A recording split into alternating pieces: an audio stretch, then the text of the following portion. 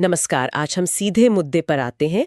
Israel और Iran के बीच वो जो 12 दिनों से हवाई संघर्ष चल रहा था, उसके बाद अब एक युद्ध विराम की घोषणा हुई है।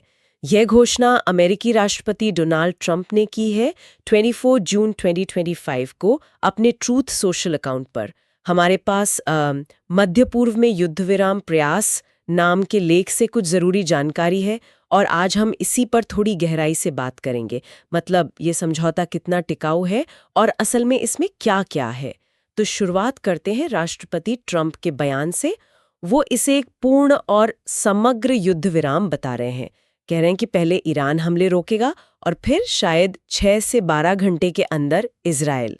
और उन्होंने दोनों तरफ से कहा है कि भाई इसे तोड़ना मत।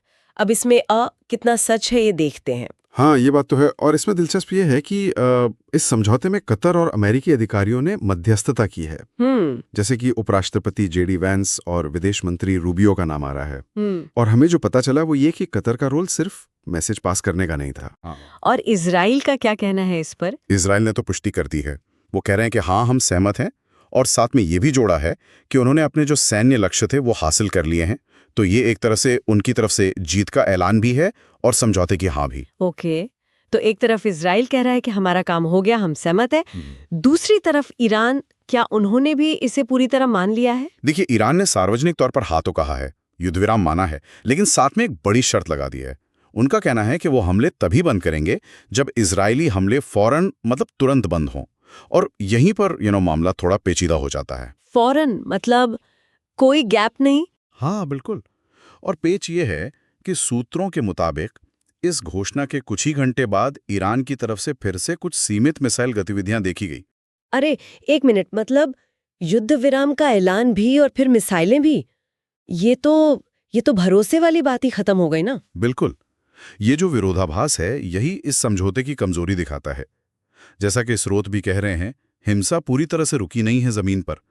इसीलिए ये युद्ध विराम उनके शब्दों में न तो पूरी तरह सुरक्षित है और न ही पूर्ण। और समय को लेकर भी थोड़ी अस्पष्टता है और आपसी भरोसे की कमी तो साफ दिख रही है। तो अगर हम इसे संक्षेप में समझें, ट्रंप ने कहा स्टेप बाय स्टेप युद्ध विराम होगा, इजराइल ने कहा ठीक है, हमारे लक्ष्य पूरे हो गए, और ईरान ने कहा हाँ, पर शर्त यह है कि हमले तुरंत बंद हों।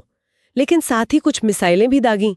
स्थिति तो बहुत ही नाजुक लग रही है। बेहद नाजुक, बिल्कुल। और इसमें हमें वो चीजें भी जोड़नी होंगी जो इस ताज़ा तरीन लड़ाई से भी बड़ी हैं। जैसे ईरान की परमाणु महत्वाकांक्षाएं, वो एक लगातार चिंता बनी हुई है। हाँ, वो तो है ही। और साथ ही उनके जो प्रॉक्सी गुट हैं, मतलब ईरान समर्थित लड़ाके जो अलग अलग देशों में हैं, हाँ, उनके जरिए जवाबी कार्रवाई का खतरा भी हमेशा बना रहता है। ये सारी चीजें मिलकर इस समझौते को, आप कह सकती हैं, और भी ज्यादा कमजोर बनाती हैं। तो आज की इस पूरी बातचीत का निचोड़ ये निकल रहा है कि ठीक है, कागज पर एक युद्ध विराम है, दोनों पक्षों ने किसी न किसी तरह हाँ भी कह दी है, लेकिन इतनी सारी शर्तें हैं, जमीन पर हिंसा अब भी हो रही है और एक दूसरे पर भरोसा बिल्कुल नहीं है। तो ये बहुत ही कच्चा सौदा लगता है। वही बात, न तो पूरी तरह सुरक्षित है और न ही पूर्ण। सही कहा। और ये हमें एक बहुत अहम सवाल पर लाकर खड़ा करता है कि जब सहमति इतनी शर्तों के साथ हो और घोषणा के तुरंत बाद भी हमले हो रहे हों, तो फिर ये जो आधिकारिक बयान आ रहे हैं, इनके पीछे असल में क्या चल रहा है? क्या ये वाकई तनाव कम करने की कोई गंभीर कोशिश है, या फिर ये रीजन में, मतलब उस क्षेत्र में शक्ति संतुलन बनाए रखने का एक और दांव पेच है? ये सोचने वाली बात है।